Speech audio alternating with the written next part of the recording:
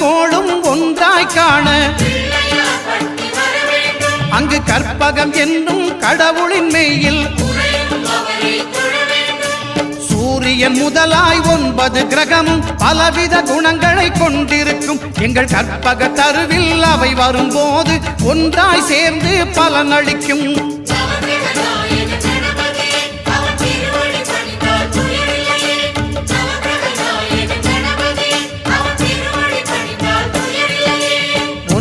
கோளும் ஒன்றாய் காண